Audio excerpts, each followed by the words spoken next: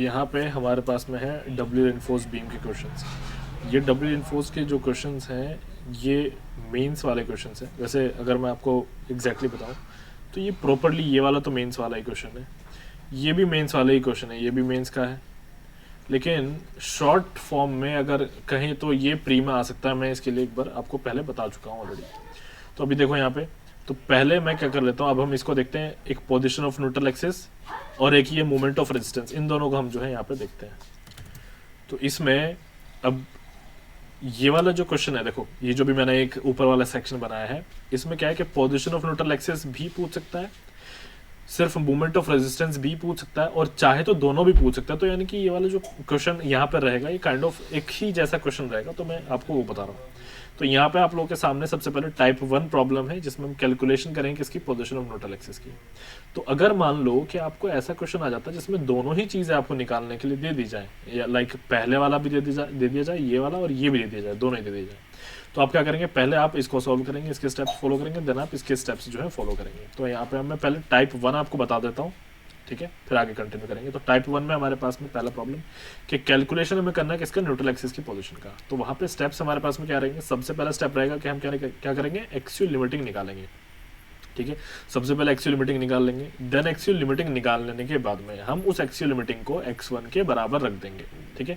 Axial limiting किसके बराबर हो गया, x1 के बराबर हो गया। सबसे पहला स्टेप ये रहेगा, क्या रहेगा कि एक्सियल लिमिटिंग निकाला, उसको x1 मान लिया, सबसे पहला स्टेप। देन उसके बाद में हम यहाँ पे एप्सिलॉन SC यानी कि जो हमारा स्ट्रेन होगा स्टील में कंप्रेशन साइड में, उसको देखेंगे कि कितना स्ट्रेन है। वो स्ट्रेन की वैल्यू हम यहाँ पे कैलकुलेट करेंगे। क्यों कैलकुलेट कर रहे हैं, क्योंकि देखो स्ट्रेन हमारे पास में अगर आ जाएगा तो हमारे पास में स्ट्रेन से आ जाएगा स्ट्रेस, क्या आ जाएगा, स्ट्रेस आ जाएगा। तो ये दो चीज़ हमें यहाँ पे याद रखनी है, ठीक है ना। तो बेसिकली उस स्ट्रेस को निकालने के लिए मुझे ये स्ट्रेन निकालना पड़ रहा है। तो अब देखो आगे, तो फॉर्मूला मेरे पास में क्या है, एप्सिलॉन SC अपॉन में XU1। ये XU1 कौन सा, ये वही एक्सियल लिमिटिंग है जिसको आपने यहाँ पे क्या मान लिया, XU1 मान लिया। तो ये चीज़ हो गई, माइनस D' कौन सा है, D' आप अच्छे से जानते हो। देखो यहाँ पे डब्ल्यू इन्फोर्स बीम है आपकी, उस डब्ल्यू इन्फोर्स बीम में यहाँ पे ये वाला, ये जो आप देख पा रहे हो ये D' है, ठीक है। चलो तो अब ये हो गया आगे 0.0035 अपॉन XU1। इस फॉर्मूले के बारे में मैं आपको पहले बता चुका हूँ।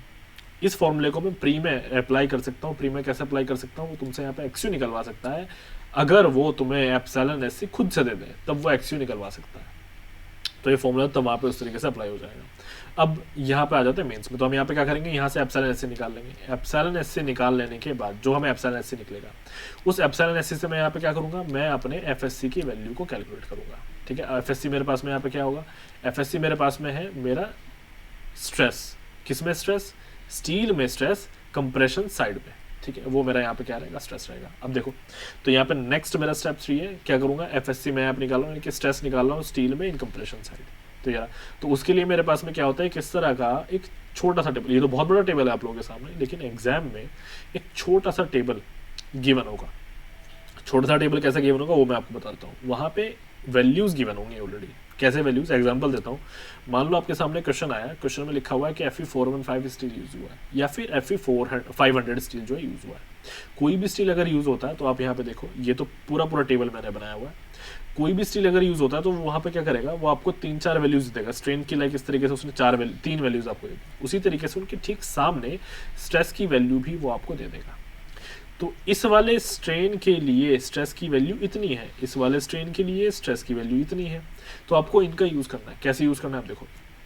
तो अब होगा क्या वो मैं आप लोगों को बताता हूँ कि यहाँ पे जो आपने अभी स्ट्रेन का कैलकुलेशन किया है, वो स्ट्रेन कहीं भी लाई कर सकता है। लाइक वो हो सके यहाँ पे लाई करे, है ना, वो हो सके यहाँ पे लाई कर जाए। तो उसको पता है ऑलरेडी कि कहाँ पे लाई करेगा, तो इसीलिए वो वैल्यूज़ आपको दे देगा।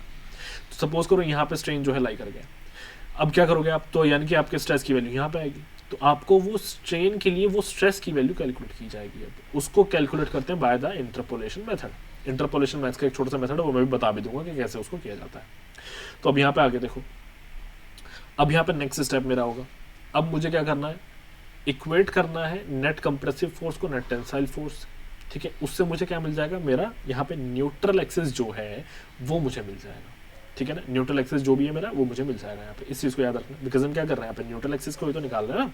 तो यहाँ पे पहले हम न्यूट्रल एक्सिस निकाल रहे हैं, तो यहाँ पे देखो क्या है कि कंप्रेसिव फोर्स को टेंसाइल फोर्स से इक्वेट करवा देंगे तो मुझे न्यूट्रल एक्सिस मिल जाएगा। Compressive force, total compressive force क्या होगा, कंप्रेसिव फोर्स इन कंक्रीट, ठीक है, इन कंप्रेशन। और ऐसे यहाँ पे कंप्रेसिव फोर्स ये कौन सा है, ये दोनों कंप्रेसिव फोर्स आप लोगे, क्योंकि कंप्रेशन साइड कहाँ पे होते हैं आपके, ऊपर वाला साइड जो होता है ये कंप्रेशन साइड होता है, ये कंप्रेशन साइड होता है। इस कंप्रेशन साइड में एक तो कंक्रीट है, एक आपका स्टील है, तो आप दोनों यहाँ पे लेंगे, एक कंप्रेशन इन स्टील लेंगे, ये आपका सी जो है वो कंप्रेशन इन स्टील है, और ये सी जो है ये कंप्रेशन इन कंक्रीट है, ठीक है।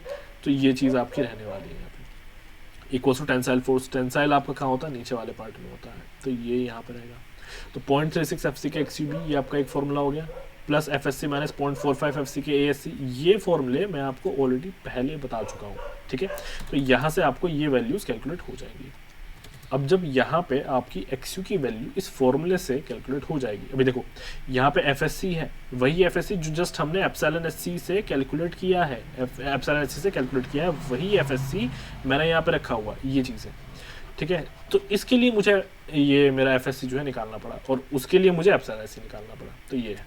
अब यहाँ से जो भी XU निकलेगा मैं चेक करूँगा कि ये जो XU है मेरा, वो जो शुरू में मेरा XU1 था उसके बराबर आया या नहीं आया। अगर बराबर आ जाता है तो मुझे मेरे XU की वैल्यू मिल गई, बहुत बढ़िया, क्वेश्चन सॉल्व हो गया।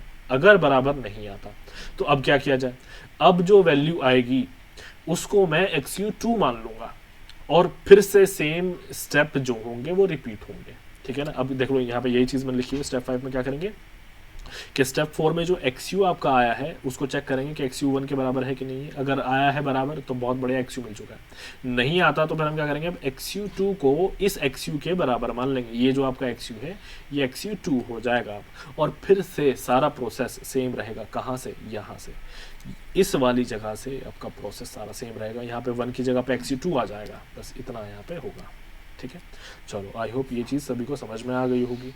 अब इसके बाद में यहाँ अब मैं एक क्वेश्चन अपना ले रहा हूँ, ये क्वेश्चन है मेरे सामने, न्यूट्रल एक्सिस मुझे यहाँ पे कैलकुलेट करना है। ये इसकी ओवरऑल डेप्थ दी हुई है 700, ठीक है। सारे डायमेंशंस mm में है। M30 grade of concrete use हुआ है, 415 यहाँ पे ग्रेड ऑफ स्टील यूज़ हुआ है, ठीक है। 60 जो है मेरा यहाँ पे क्या है, मेरा ऊपर वाला एक इफेक्टिव डेप्थ है जो कंप्रेशन साइड में है, वो 60 मेरा क्या है, ऐसी इफेक्टिव डेप्थ है कहाँ पे, या फिर कह सकते हैं कि इफेक्टिव कवर है, डेप्थ बोलिए सॉरी मैं, इफेक्टिव कवर है नीचे। तो अब यहाँ पे सबसे पहले स्टेप 1 हमारा क्या रहेगा कि कैलकुलेट करना है XU लिमिटिंग को, ठीक है, और फिर उस XU लिमिटिंग को X1 के बराबर रख देना है। तो XU लिमिटिंग मैंने यहाँ पे निकाला, कैसे, 0.48D फॉर्मूला होगा। क्यों है 0.48D फॉर्मूला, बिकॉज हम यहाँ पे Fe415 यूज़ कर रहे हैं। Fe250 यूज़ किया हुआ होता तो 0.53D फॉर्मूला यूज़ करते हैं। Fe500 यूज़ करते हैं तो फिर हम यहाँ पे कौन सा फॉर्मूला यूज़ करते हैं, 0.48 की जगह पे 0.46D यहाँ पे हम यूज़ करते हैं। तो ये चीज़ होती है। तो उस तरीके से मैंने यहाँ पे क्या निकाल लिया, XU लिमिटिंग निकाल लिया। अब ये XU लिमिटिंग मेरा क्या हो जाएगा, XU1 हो जाएगा, ठीक है। अब यहाँ पे नीचे आप जो देख पा रहे हो ये देखो, अब इस फॉर्मूले में पुट कर दोगे यहाँ पे, ठीक है। XU1 मैंने यहाँ पे पुट किया, XU1 यहाँ पे मैंने पुट किया, तो यहाँ पे पुट कर देने के बाद में मैंने यहाँ पे एप्सिलॉन SC को सॉल्व करके निकाल लिया। कहाँ है एप्सिलॉन SC, ये आपका एप्सिलॉन SC है, ये रहा एप्सिलॉन SC। इस एप्सिलॉन SC के लिए बाय द इंटरपोलेशन मेथड मैं क्या करूँगा, मैं अपना FSC निकाल लूँगा। अब देखो यहाँ पे एप्सिलॉन SC क्या है, 0.00281। अब ऊपर टेबल में आ जाओ, तो यहाँ पे देखो टेबल ये रही, तो यहाँ पे आप देखो कहाँ आ रहा है आपका ये 0.00281, ये देखो मैंने ब्लू से लिखा हुआ है ना, यहाँ पे आ रहा है, यानी कि इसके और इसके बीच में आ रहा है, ठीक है ना। तो अब आपको तो ऊपर की और नीचे की सिर्फ ये दो ही वैल्यूज पता थी, यानी कि ये और ये ही वैल्यू पता थी, लेकिन आपका आंसर कहाँ पे है, इन दोनों के बीच में है। तो आपको यहाँ पे बाय इंटरपोलेशन आपको आंसर अपना निकालना पड़ेगा, ठीक है ना, क्योंकि स्ट्रेस आपको नहीं गिवन है इसके लिए डायरेक्टली। तो इसके लिए मैं क्या करूँगा, ये दोनों वैल्यूज यानी कि जो ऊपर वाली, ये इससे ऊपर वाली जो वैल्यू है ये मैंने अपने साथ में लिख ली है, ठीक है, और ऐसी नीचे वाली जो वैल्यू है वो मैंने यहाँ पे लिख ली है। ऐसी उसकी स्ट्रेसेस की भी रेस्पेक्टिव वैल्यू मैं यहाँ पे लिख चुका हूँ। देखो ये रही यहाँ पे आप लोगों के सामने, ये सब मैंने यहाँ पे लिख लिया, ये रहा सब कुछ। अब यहाँ पे बाय द इंटरपोलेशन कैसे किया जाएगा, देखो इसमें से इसको माइनस कर दो, ठीक है, मतलब किसी में से भी किसी को माइनस कर सकते हो। तो सपोज करो आपने इस वाले स्ट्रेन से इस वाले स्ट्रेन को अगर आपने माइनस किया तो इसके रेस्पेक्टिव स्ट्रेस से आपको इसका रेस्पेक्टिव स्ट्रेस को माइनस करना पड़ेगा। तो बस इस तरीके से कुछ यहाँ पे अपनी क्या है चलता है, और ये इंटरपोलेशन करके आप निकाल लेते हैं। तो अब देख लो, तो मैंने यहाँ पे ऐसी FSC को निकाल लिया। FSC मेरा यहाँ पे कितना है, 352.23 आया है। अब यहाँ पे क्या होगा, अब नेक्स्ट स्टेप मेरा रहेगा कि कंप्रेसिव फोर्सेस और टेंसाइल फोर्सेस को इक्वेट करवा दो। इक्वेट करवाने पे मुझे मिल जाएगा क्या, मेरा XU का वैल्यू मिल जाएगा। तो मैंने इक्वेट करवाया यहाँ पे 0.36 FC के XUB, FSC माइनस 0.45 FC के ASC, ये मेरा फॉर्मूला हो गया। ऐसे यहाँ पे राइट साइड में 0.87 FI AST एक ये फॉर्मूला हो गया। तो यहाँ पे सारी की सारी वैल्यूज़ को मैंने पुट किया। यहाँ पे ASC क्या है, area of steel in compression side है, AST क्या है, area of steel in tension side है। ठीक है, ये सब मैंने वैल्यूज़ यहाँ पे ऑलरेडी सॉल्व कर रखी है देखो, और फिगर में गिवन है।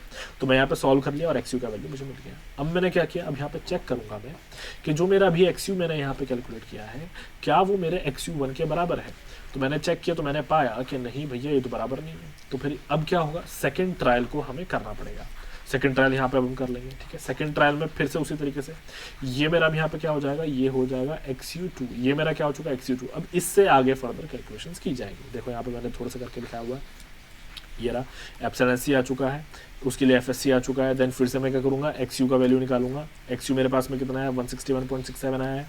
अब यहाँ पे एक चीज़ देखो, फिर से वही चीज़ होगी कि ये जो XU आया है क्या ये XU2 के बराबर है, नहीं है बराबर। ये देखो मैंने यहाँ पे चेक किया हुआ है। तो फिर से नेक्स्ट ट्रायल होगा। कैसे, अब ये जो वैल्यू आपकी आई है इसको आप क्या करोगे, इसको आप XU3 ले लोगे और फिर से उसी तरीके से सॉल्व करोगे। अब बहुतों के मन में आएगा कि सर रुकना कहाँ है, ऐसे तो हम चलते चले जाएंगे। तो देखो मैं अब आपको एक अंदाजे से बता देता हूँ। तो यहाँ अभी जब आपने XU का वैल्यू लिया था, इस वाली XU को निकालने के लिए एक जो आपने XU2 लिया था वो कितना था, वो अप्रोक्सीमेटली 157 था ना, 157 है ना। अभी देखो 157 था, एक बार देख लेते हैं ऊपर। यहाँ पे मैं आपको दिखा देता हूँ, ये देखो यहाँ पे 157.85 ये आपके सामने ये है। और अभी आपका XU कितना है, 161 आया है। दैट मीन्स इसका मतलब ये है कि आप जो है दोनों वैल्यूज़ बहुत बराबर चल रही है ना, क्लोज चल रही है। तो इसका मतलब यही कहीं आसपास आपका अब क्या है, XU है। जो आपका एक्चुअल XU है वो आसपास है, क्योंकि दोनों वैल्यूज़ एकदम नज़दीक है। तो इस तरीके से हमें पता चल जाता है। तो नेक्स्ट ट्रायल करेंगे तो मे भी आंसर आ जाए। तो जैसे हम थर्ड ट्रायल करते हैं तो हमें 160 यहाँ पे आंसर मिल जाता है, वो मैंने ऑलरेडी लिखा हुआ है। तो यहाँ पे आपका आंसर कितना है, 160 है। ये चीज़ है। चलो अब यहाँ पे नेक्स्ट मुझे क्या करना है, ये मैंने यहाँ पे कैलकुलेट करना सीख लिया। अब इसी में मैं अपने सेकंड प्रॉब्लम को ऐड कर देता हूँ। ठीक है, सेकंड प्रॉब्लम मेरी यहाँ पे क्या रहेगी कि कैलकुलेशन करना है मुझे मोमेंट ऑफ रेजिस्टेंस का। अब इसके लिए मैं अभी हम सेकंड पार्ट इसमें रखेंगे, फिर देखते हैं।